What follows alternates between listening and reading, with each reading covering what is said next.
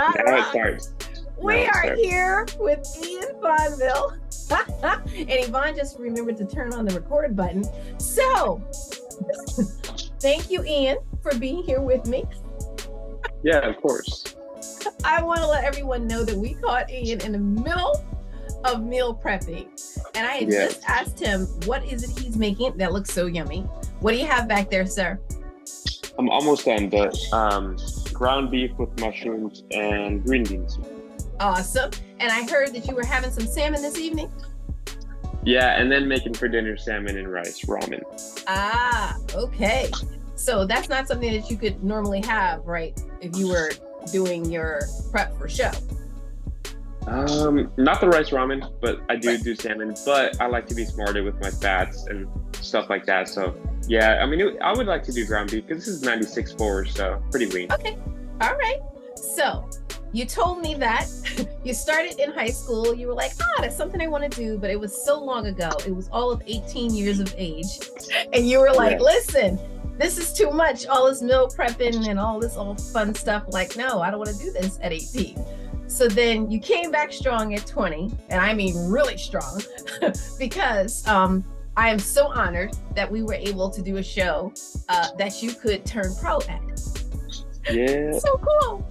And I was asking, how does that feel for you to be able to, not only set your mind to something, but then to come away and accomplish it? And I just think it's liberating, and just being the person that I have always dreamt of and wanted to be. Just to sum it up really short and sweet. All right. Well, I had said earlier, and I definitely wanted to throw it back in, that I think that people think that person that they see on stage is totally like another person if they knew you like in your day-to-day.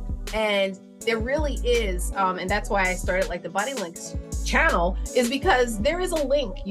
I think people make this total separation of the people that they see on stage, and you're like, that's something I could never do. And here you are, and I'll say you're a young man because I'm your age plus about 30, 40 more years. Yeah. You're a young man and you're doing it, right?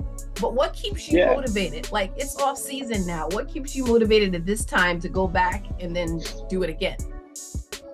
Honestly, I don't even think it has to do anything with bodybuilding, actually. It's more just me improving daily as a person. I'd like to tell people how do you, love bodybuilding so much? And it's not even the aspect that I love bodybuilding, although I do. It's more the aspect that I love to be growing every single day, in a sense. So if it wasn't bodybuilding, it would be something else, is what I like to say. So. Oh, that's awesome. Okay. So what do you plan to do for 2023?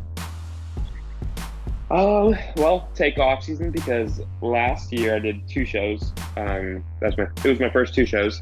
So I did 2 shows. So I'm pretty I need to grow some more, especially winning my pro card. I feel like I need to grow, add some very quality muscle so I can compete on the pro stage successfully. But the goal is that, and to travel, and maybe even do a powerlifting competition, dabble in the powerlifting world a bit.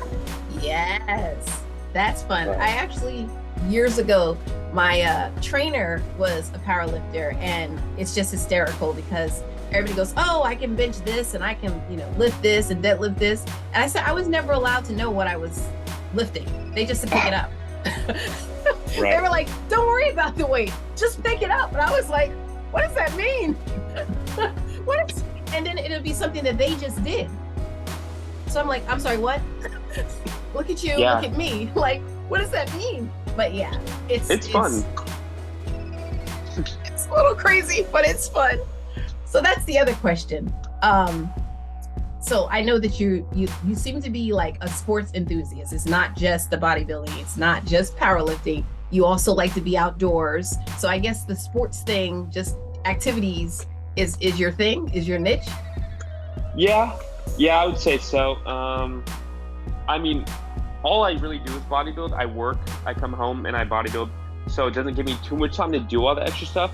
But on my rest days, then I'm like, okay, now I can do some other physical activity. So yeah. Understood. Yeah, I grew up playing sports, so it's just second nature to always be active. And what did you play?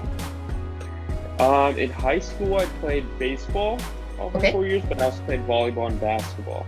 But baseball was the main thing. And training. Who trained you? Do you train yourself? Who's your trainers? Currently, my trainers are, man, I don't even know his last name. Will Carter and Nate Kulecki. They're with NLF Coaching. He ran the Queen City Showdown, Will. Nice, So yes. I don't know if you know him. So he does my training, and then Nate does my nutrition. So they helped me with my first show in 2021, and then for that second show. But before then, I never had anyone.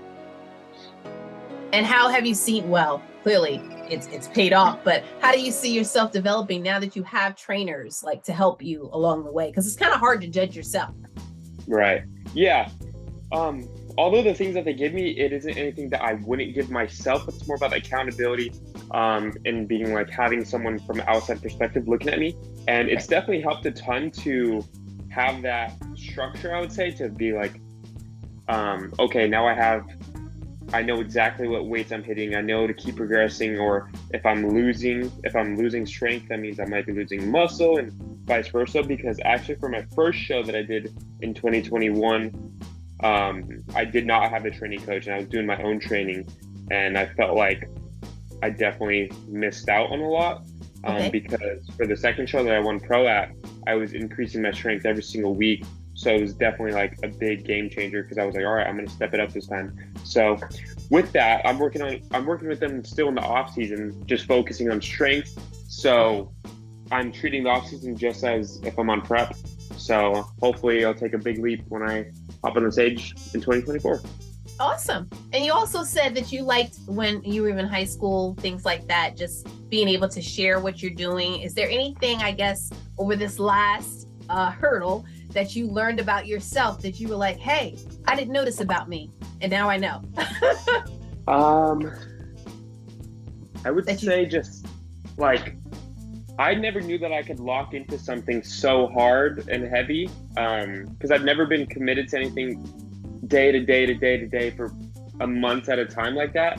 I see. And even then, like on the off season, I look back and like, man, like I was in the mode, like I feel like I didn't know I could just flip the switch like that.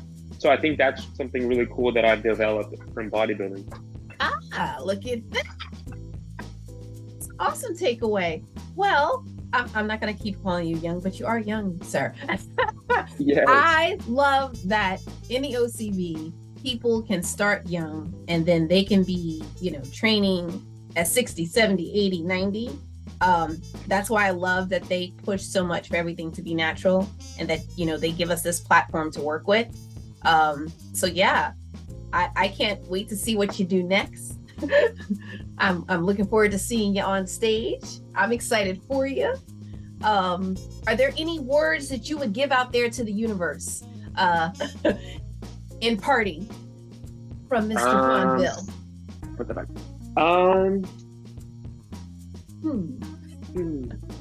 I mean, things that I would say would be so cliche, but I like to say that's okay. The most cliche things are so, because they're so true, so much that they're oversaid. So I would say that nothing is out of your reach. The person that you envision, you can quite literally become, and there's really nothing stopping you except for yourself. And yeah. Look at that. That's awesome. Again, I thank you for doing this. I don't know if we have rolled out and showed you the poster, because you're on it, right? I have not seen it. Yeah, I haven't seen it. I'm so excited. Okay, well, it definitely will be flashed with this interview. But yeah, as soon as we get off of here, I'm going to send it to you now. All right, awesome. I'm so excited. Thank you so much for doing this. All right, no problem at all. Thank you for inviting me.